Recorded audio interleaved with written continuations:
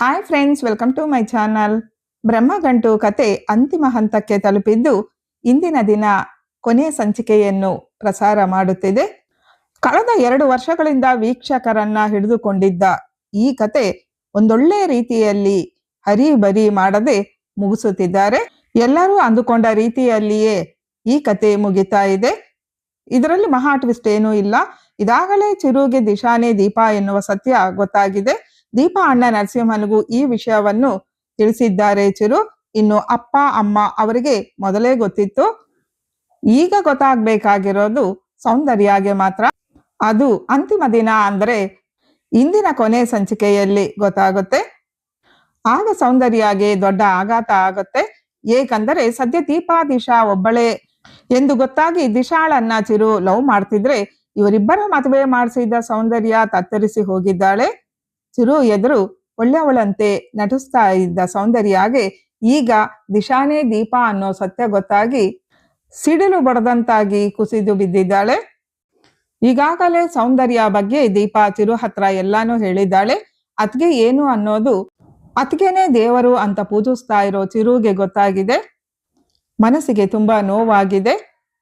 ತನ್ನ ತಂದೆ ಅಣ್ಣನ ಈ ಪರಿಸ್ಥಿತಿಗೆ ನೀನೇ ನನ್ನ ಮಗನಂತೆ ಚಿರು, ನನಗೆ ಮಕ್ಕಳು ಬೇಡ ಅಂತ ಹೇಳಿ ಮೋಸ ಮಾಡಿರೋದಕ್ಕೆ ಈಗ ಅತ್ಗೆಗೆ ಸರಿಯಾದ ಶಿಕ್ಷೆಯನ್ನು ಕೊಡ್ತಿದ್ದಾರೆ ಚಿರು. ಯಾರು ಯಾವ ರೀತಿ ಸೌಂದರ್ಯ ಮುಖವಾಡವನ್ನು ಕಳಿಸಿದ್ದಾರೆ ಅನ್ನೋದನ್ನ ಈ ವಿಡಿಯೋನಲ್ಲಿ ನೋಡೋದಕ್ಕೂ ಮುಂಚೆ ಚಾನಲ್ನ ಸಬ್ಸ್ಕ್ರೈಬ್ ಮಾಡದೆ ವಿಡಿಯೋಸ್ನ ನೋಡ್ತಾ ಇರೋರು ಸಬ್ಸ್ಕ್ರೈಬ್ ಮಾಡಿಕೊಂಡು ವಿಡಿಯೋನ ನೋಡಿ ಇಷ್ಟ ಆದರೆ ಲೈಕ್ ಕೊಡೋದು ಮರಿಬೇಡಿ. ಸಬ್ಸ್ಕ್ರೈಬರ್ಸ್ ಅವಶ್ಯಕತೆ ನನ್ನ ಚಾನಲ್ಗೆ ತುಂಬಾನೇ ಇದೆ. ದಯವಿಟ್ಟು ಮತ್ತೊಮ್ಮೆ ಹೇಳ್ತಿದ್ದೀನಿ, ಸಬ್ಸ್ಕ್ರೈಬ್ ಮಾಡಿಕೊಂಡು ವಿಡಿಯೋನ ನೋಡಿ. ಅಂತಿಮ ಘಟ್ಟಕ್ಕೆ ತಲುಪಿದ ಈ ಕಥೆಯಲ್ಲಿ ಕೆಟ್ಟೋರಾಗಿದ್ದವರೆಲ್ಲ ಒಳ್ಳೆಯವರಾಗಿದ್ದಾರೆ. ಮೊದಲನೇದಾಗಿ ಹೇಳಬೇಕು ಅಂದ್ರೆ SI Nagaraj. SI Nagaraj suspension order ಅನ್ನ ಕ್ಯಾನ್ಸಲ್ ಮಾಡಿಸಿ ಮತ್ತೆ ಡ್ಯೂಟಿಗೆ ಹೋಗೋ ತರ ಮಾಡಿದ್ದಾರೆ ಅಳಿಯ ನರಸಿಂಹ. ಇಷ್ಟು ದಿನ ನರಸಿಂಹನ ಮೇಲೆ ದ್ವೇಷ ಬಳಸ್ಕೊಂಡ SI ನಾಗರಾಜ್ ನರಸಿಂಹ ಮಾಡಿರೋ ಕೆಲಸಕ್ಕೆ ಮೆಚ್ಚಿ, ನಾನು ಎಷ್ಟೇ ದ್ವೇಷ ಸಾಧಿಸಿದ್ರು ಅದು ಯಾವುದನ್ನು ಮನಸ್ಸಿನಲ್ಲಿ ಇಟ್ಕೊಳ್ದೆ ನರಸಿಂಹ ಒಳ್ಳೆ ಕೆಲಸ ಮಾಡಿದ್ದಾನೆ, ಇನ್ನೂ ನಾನು ಕೆಟ್ಟವನಾಗಿ ಇರ್ಬೇಕಾ, ಬೇಡ ನಾನು ಬದಲಾಗಬೇಕು ಅಂತ ಅಂದುಕೊಂಡು ಹೆಂಡತಿ ಜೊತೆ ಜೈರಾಮ್ ಮನೆಗೆ ಬಂದು ಇಷ್ಟು ದಿನ ಮಾಡಿರೋ ತಪ್ಪುಗಳಿಗೆ ಕ್ಷಮೆ ಕೇಳಿದ್ದಾನೆ.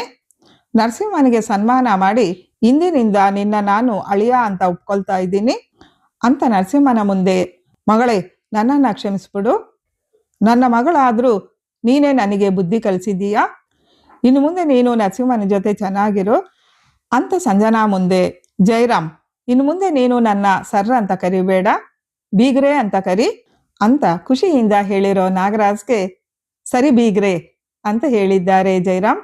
ಅದೇ ಸಮಯಕ್ಕೆ ಬಂದ ರಿಸಲ್ಟ್ ಅನ್ನ ನೋಡಿ ತಾನು ಫಸ್ಟ್ ಕ್ಲಾಸ್ ಅಲ್ಲಿ ಪಾಸ್ ಆಗಿದ್ದೀನಿ ಅನ್ನೋ ಖುಷಿ ವಿಷಯನ ಹೇಳಿದ್ದಾರೆ ನರಸಿಂಹ. ಮತ್ತೆ ಪೊಲೀಸ್ ಆಫೀಸರ್ ಆಗಿ ಎಂಟ್ರಿ ಕೊಡ್ತಿದ್ದಾರೆ. ನರಸಿಂಹ, ಮುಂಚೆ ನಾನೇ ನಿನ್ನ ಫೇಲ್ ಆಗೋ ತರ ಮಾಡಿದೆ, ಕ್ಷಮಿಸು ನರಸಿಂಹ ಅಂತ ಕೇಳಿದ್ದಾರೆ ನಾಗರಾಜ್. ನಾಗರಾಜಿಂದಾನೇ ನರಸಿಂಹ ಫೇಲ್ ಆಗಿದ್ದ ಅನ್ನೋ ಸತ್ಯ ಜೈರಾಮ್ಗೆ ಗೊತ್ತಾಗಿದೆ. ಈಗ ಮಗ ಪರೀಕ್ಷೆಯಲ್ಲಿ ಪಾಸ್ ಆಗಿ ಮತ್ತೆ ಪೊಲೀಸ್ ಆಫೀಸರ್ ಆಗಿದ್ದು ನೋಡಿ ತುಂಬಾನೇ ಖುಷಿ ಪಟ್ಟಿದ್ದಾರೆ. ನರಸಿಂಹನ ಮೇಲಿದ್ದ ಕೋಪ ಕರಗಿದೆ.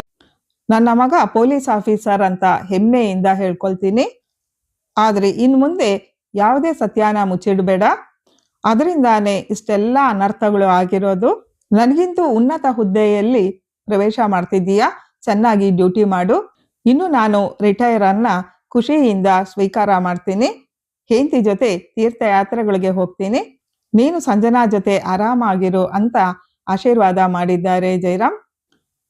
ನಾನು ಬಂದ ಕೆಲಸ ಮುಗೀತು, ನೀವು ಪಾಸ್ ಆಗ್ಬೇಕು ಅಂತ ಅಂದ್ಕೊಂಡೆ, ಪಾಸ್ ಆಗಿದ್ದೀರಾ, ಮತ್ತೆ ಪೊಲೀಸ್ ಆಫೀಸರ್ ಆಗಿದ್ದೀರಾ, ನಾನು ನನ್ನ ತವರು ಮನೆಗೆ ಹೊರಡ್ತೀನಿ ಅಂತಿದ್ದ ಸಂಜನಾನ, ಐ ಲವ್ ಯು ಸಂಜನಾ, ನನ್ನ ಬಿಟ್ಟು ಎಲ್ಲೂ ಹೋಗ್ಬೇಡ, ಇಷ್ಟು ದಿನ ನಿನ್ನ ಮೇಲೆ ಪ್ರೀತಿ ಇದ್ರೂ ನಾಟಕ ಮಾಡಿದೆ, ಇನ್ಮೇಲೆ ನಾವಿಬ್ರು ಚೆನ್ನಾಗಿರೋಣ ಅಂತ ತಬ್ಬಿಕೊಂಡು ಖುಷಿಯಿಂದ ಹೇಳಿದ್ದಾರೆ ನರಸಿಂಹ.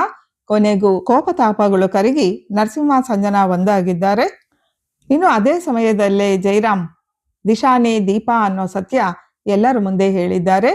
ಈ ವಿಷಯ ಮೊನ್ನೆ ತಾನೆ ನನಗೂ ಗೊತ್ತಾಯ್ತಪ್ಪ, ಭಾವನೇ ಹೇಳಿದ್ರು, ಅಷ್ಟೇ ಅಲ್ಲ ಅಪ್ಪ, ಭಾವನ ಅಣ್ಣನೇ ಇವರು ಅಂತ ಗುರುನ ತೋರಿಸಿ ಹೇಳಿ ಗುರು ಭಾವ ಮಿಸ್ಸಿಂಗ್ ಆಗಿದ್ದಾರೆ ಅಂತ ದೀಪ ಹೇಳಿದ ಮೇಲೇನೆ ಕೇಸ್ ಇನ್ವೆಸ್ಟಿಗೇಷನ್ ಮಾಡ್ತಿದ್ದ ನನಗೆ ಇವರೇ ಗುರು ಅಂತ ಗೊತ್ತಾಯ್ತು. ಆ ಸೌಂದರ್ಯ ಕೈವಾಡದಿಂದ ಈ ರೀತಿ ಆಗಿದೆ ಅಂತ ನರಸಿಂಹ ಹೇಳಿದ್ದಾರೆ. ಹೌದು, ಸೌಂದರ್ಯ ಬಣ್ಣ ಬಯಲು ಮಾಡೋದಕ್ಕೆ ದೀಪಾ ದಿಶಾ ಆಗಿ ಇಷ್ಟು ದಿನ ನಟನೆ ಮಾಡಿದ್ದಾಳೆ. ಕೊನೆಗೂ ಆ ದಿನ ಬಂದೇ ಬಿಡ್ತು ಅನ್ಸುತ್ತೆ ಅಂತಿದ್ದ ಜೈರಾಮ್ಗೆ, ಹೌದಪ್ಪ, ಇವತ್ತು ಅರ್ಚನಾ ವಿರಾಟ್ ಮದುವೆ. ನಾನು ಗುರು ಅವ್ರನ್ನ ಕರ್ಕೊಂಡು ಸಂಜನಾ ಜೊತೆ ಆ ಮದುವೆಗೆ ಹೋಗ್ತೀನಿ.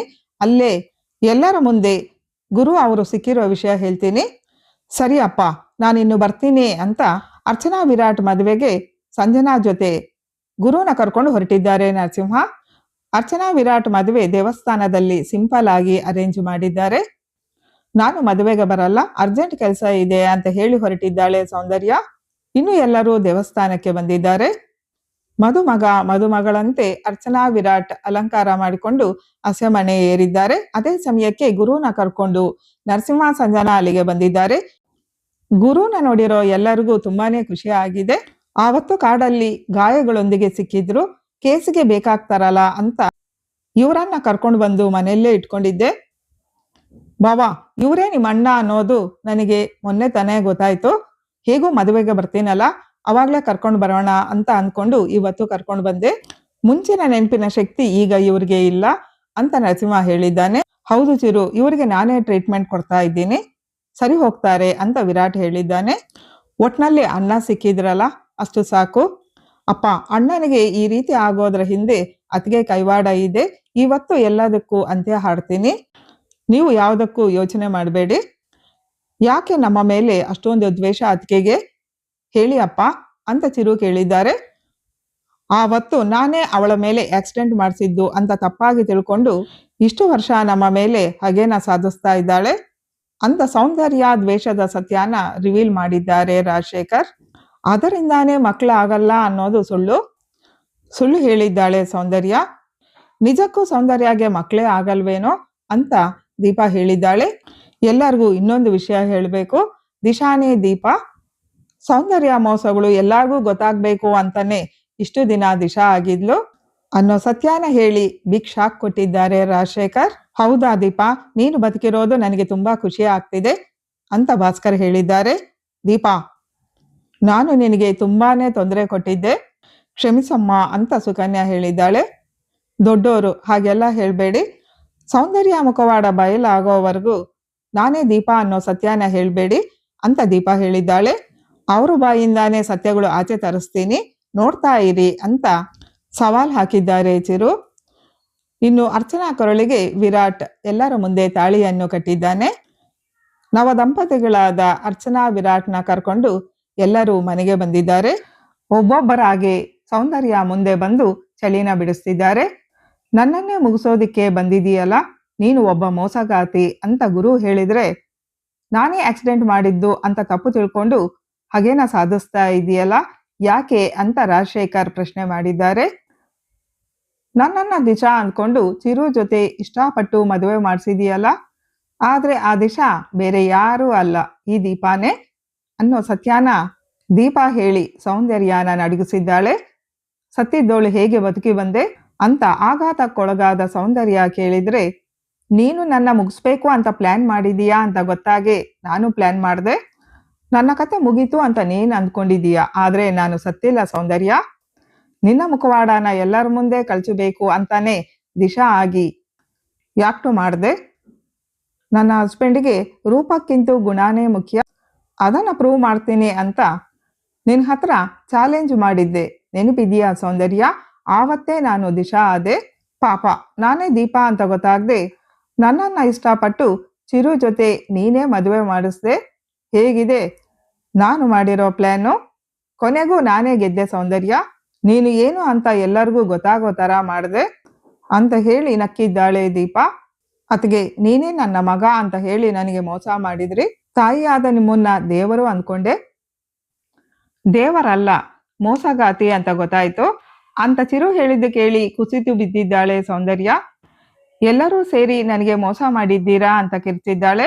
ಯಾರು ಮೋಸ ಮಾಡಿದ್ದು? ನೀವು ನೀವು ಅಂತ ಎಲ್ಲರೂ ಸೌಂದರ್ಯ ಕಡೆ ಬೆರಳು ತೋರಿಸಿ ಹೇಳ್ತಿದ್ದಾರೆ. ಈಗ ಸೌಂದರ್ಯ ಮುಂದಿನ ಕತೆ ಏನು? ಮೋಸ ಮಾಡಿರೋ ಸೌಂದರ್ಯಗೆ ತಕ್ಕ ಶಿಕ್ಷೆ ಆಗುತ್ತಾ ಅಥವಾ ಜೀವ ತ್ಯಾಗ ಮಾಡಿ ತನಗೆ ತಾನೇ ಶಿಕ್ಷೆಯನ್ನು ವಿಧಿಸ್ಕೊಳ್ತಾಳಾ ಅನ್ನೋದೇ ದೊಡ್ಡ ಪ್ರಶ್ನೆ. ಆ ಪ್ರಶ್ನೆಗೆ ಉತ್ತರ ಇಂದಿನ ಸಂಚಿಕೆಯಲ್ಲಿ ಸಿಗಲಿದೆ. ಇಂದಿನ ಸಂಚಿಕೆಯೇ ಈ ಕತೆಗೆ ಕೊನೆಯ ಸಂಚಿಕೆ ಆಗಲಿದೆ. ಅಭಿಮಾನಿಗಳಿಗೆ ತುಂಬಾನೇ ಬೇಸರ ಆಗಿದೆ. ಇಂದಿನ ಕೊನೆಯ ಸಂಚಿಕೆಯಲ್ಲಿ ಏನಾಗುತ್ತೆ, ಹೇಗಿರುತ್ತೆ ಅನ್ನೋದನ್ನ ಮುಂದಿನ ವಿಡಿಯೋನಲ್ಲಿ ನೋಡೋಣ.